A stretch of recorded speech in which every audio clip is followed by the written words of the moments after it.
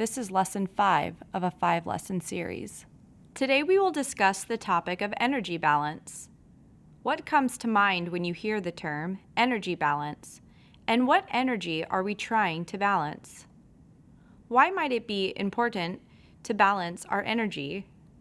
We will be talking about balancing the energy we take into our body every day with the energy that we use every day. Maintaining energy balance can help us to maintain a healthy body weight. Maintaining a healthy body weight can also help us to reduce the risk of disease such as heart disease, diabetes, hypertension, and cancer. This program is funded by the USDA's Supplemental Nutrition Assistance Program, SNAP, through the Pennsylvania Department of Human Services. Think of your body like a car. If you don't take care of a car, it might not last long.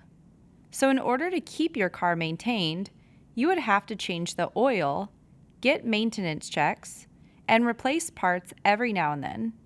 Our body is like a car because we need to take care of it too. Today we will discuss balance in the way we fuel our body and use our energy. Like a car, our body needs fuel. Everything we eat and drink provides the energy or fuel our body requires. Do you know how we measure the energy in the food we eat? If you said calories, you're right. Calories are the measure of energy in food and drinks. Certain compounds in food provide us with calories. These include carbohydrates, protein, and fat. These nutrients are called essential nutrients because we must have all of them in our diets. Now that we have consumed the food and beverages, let's talk about how our body uses the energy. There are 3 ways in which we use energy: basal metabolism, physical activity, and thermic effect of food. Let's discuss basal metabolism first. This term is also referred to as metabolism. This is the energy that our body uses at rest. Among the many things this energy is utilized for, some examples include to pump the heart, breathe, think, or even regenerate cells. Another method that energy is used for is to perform any body movements or physical activity. Sitting, standing, turning your head, raising your hand, walking across the room, running, playing a sport, exercising, or any bodily movement. The energy we use to digest our food is the thermic effect of food. We need to use energy to eat, digest, and absorb the food that we eat. This is not a large amount of calories, so we do not count this as a significant part of energy out. If we had a scale and put energy in on one side and energy out on the other, where would we want the scale to be in order to maintain our current weight? We would want the scale to be in the middle, or balanced. We call this energy balance. In order to be in energy balance, our energy in needs to be equal to our energy out. As we discussed, our bodies need energy, but it is important to be aware of how we are getting calories to fuel our bodies. Over the next few slides, we will take a further look at where we get energy in.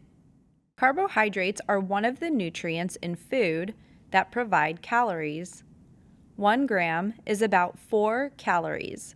If you are wondering what a gram is, this is simply a unit of measure that is equal to the weight of a paperclip. It's another way of saying a weight using another unit of measure. There are 2 types of carbohydrates. They are simple and complex carbohydrates. Simple carbohydrates, or sugars, are small molecules that our body digests quickly. Some simple sugars occur naturally in food, such as the sugar in fruit and milk. Other simple sugars are added to foods, such as sugar in soda and candy. Complex carbohydrates are larger molecules that take longer for our body to digest. Foods that contain complex carbohydrates include starchy vegetables, whole grains, and beans. Protein is important for muscle growth and repair and to help build new body tissue. It also provides 4 calories per gram. It is important to choose low-fat protein sources such as lean meats, fish, and shellfish, and this helps to reduce the amount of saturated fats that are consumed. Limiting consumption of fried foods like fried chicken or fish can be a great way of reducing the amount of saturated fat consumed. Lunch meats and other processed meats can also be very high in fat and sodium, so we should try to eat them less frequently. Beans, nuts, seeds, eggs, and milk are great choices, especially if we are a vegetarian and choose not to eat meat. Fat is needed in our diet to transport important vitamins, protect our vital organs, and keep our body insulated. We should try to choose more healthy fats and cut back on solid fats in our diet. Because there are different types of fats, it's necessary that we know which fats to eat more of and which to eat less of. Let's start with a fat that is good for us, unsaturated fat. This type of fat is good for us, and it is found in vegetable oil, olive oil, nuts, and fish. If you or someone at home cooks a lot, consider using olive, vegetable, or canola oil to cook instead of butter or lard. The next 2 varieties are fats that we should consume less often. Saturated fat is a fat that can raise your cholesterol, which can increase your risk for heart disease. Examples of foods that have saturated fat are dairy products, fatty meats, or fast food. This is why we should try to switch to fat-free or low-fat milk and dairy products. Trans fat is another fat that should be limited. This type of fat is also considered not as healthy because it can lead to increased risk for heart disease. Foods that are high in trans fat include fried foods and baked goods. Now that we know where we get our energy in, let's take a further look into how we use our energy and energy out. As mentioned earlier, there are 3 different ways we use energy: basal metabolism, physical activity, and thermic effect of food. Basal metabolism is the energy needed to stay alive. It is about 60% of our total calorie expenditure, but does vary depending on gender, amount of lean body mass, which is muscle, age, and even genetics. The energy we burn during physical activity is energy that is burned when we move our muscles on purpose. This is about 30 to 40% of our total calorie usage. The energy needed to digest food is the thermic effect of food. This is only about 10% of the total amount of energy we use each day. Which of these do we have most control over? You're right. Physical activity is something we have control over, and many people don't do as much physical activity because we have machines and computers that do a lot of our manual labor. Therefore, we have to put in extra effort to get enough physical activity every day. This chart gives a very general breakdown of the calorie needs for male and female high school students. As you can see, the amount of calories you need depends on your gender and your activity level.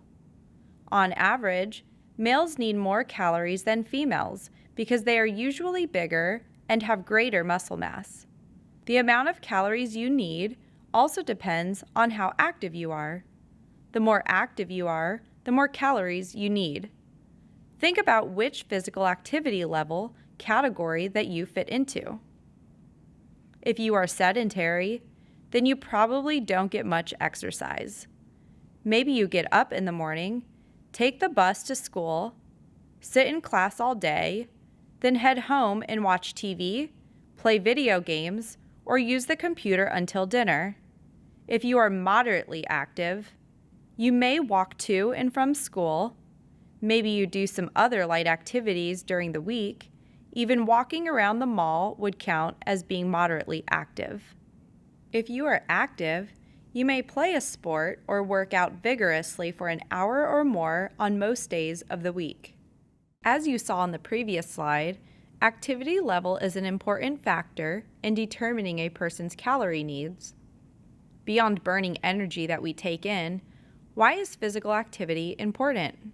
Being physically active can help you increase your chances of living longer, feel better about yourself, decrease your chances of becoming depressed, sleep better at night, move around more easily, have stronger muscle and bones, stay at or get to a healthy weight, be with friends or meet new people, as well as enjoy yourself and have fun. How can physical activity be beneficial to your personal health? If you are not physically active, what does that put you at risk for?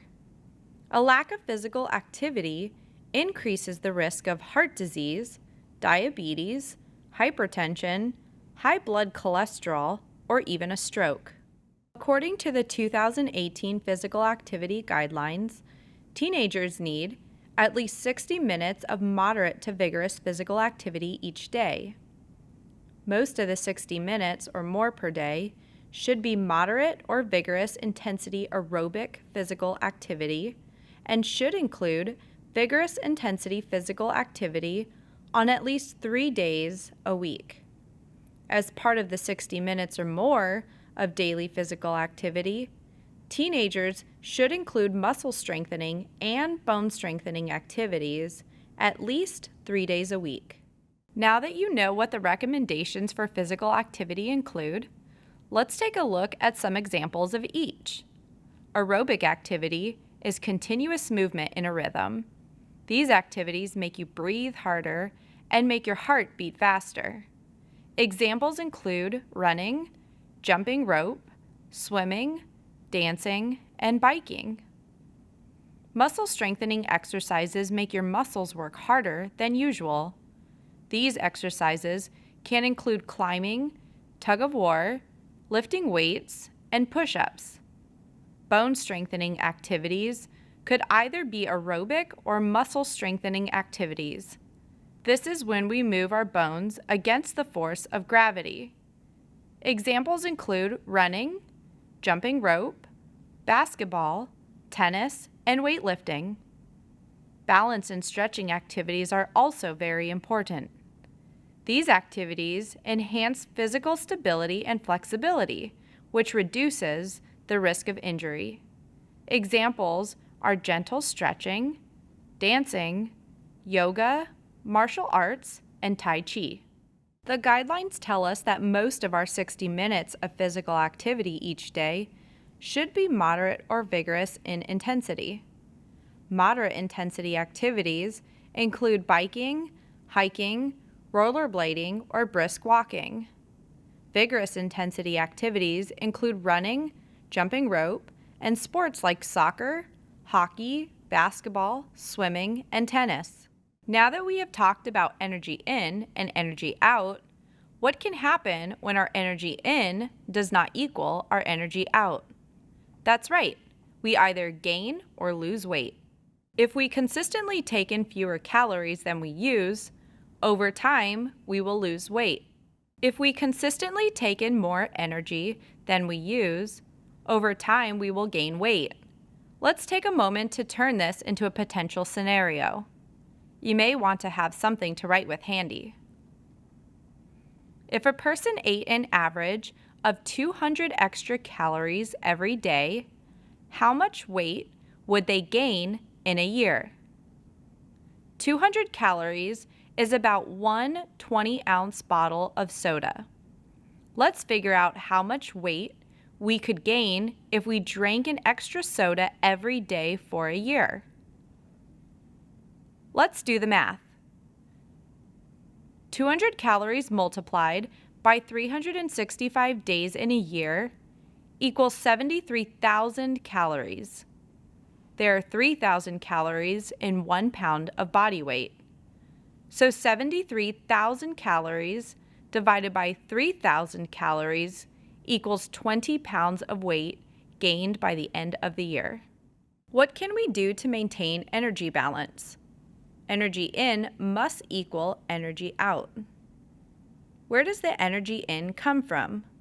Our foods and beverages.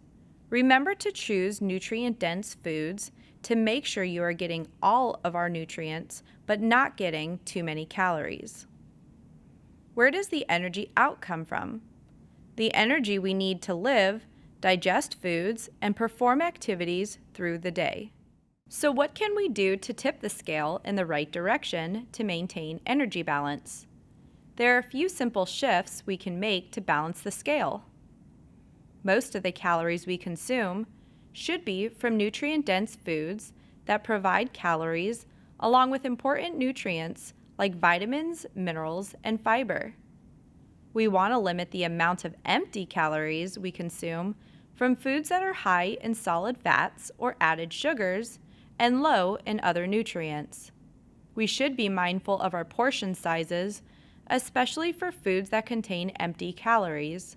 Physical activity is the one factor that we have the most control over on the energy out part of the equation. Make sure to stay active and aim for 60 minutes of physical activity daily.